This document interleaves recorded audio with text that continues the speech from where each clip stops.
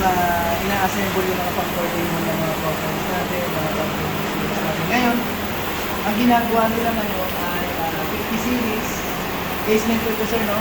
Casement po ito.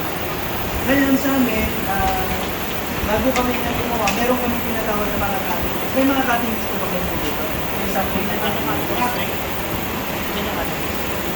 sa ano natin, katulad yan, sa meron tayo tinatawag na mga cutting.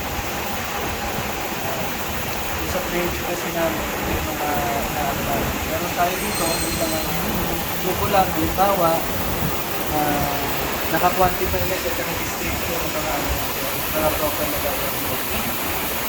Tapos, yung is kung paano yung naka-quantify na siya. Actually ito, hindi na kayo magta-type, naka-complete na siya.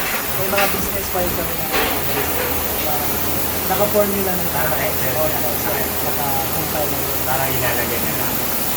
Pinatype na natin yun. Kaya may pang check and balance tayo. Tulad yan, tulad yan. Marami pa to. Game lang yung nakatuloy. Salamat sir. Thank you po. Ito naman, Maiwanan yung mga sa 50 series naman siya, window 1, panel dimension, mag-width height, tapos description niya, perimeter, vertical, marami pa to, sobrang dami pa sir, no?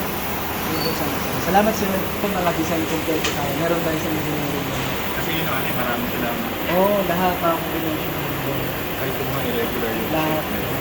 Kaya mabilis yung computation namin.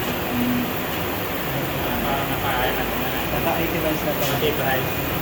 Tapos, mas maganda talaga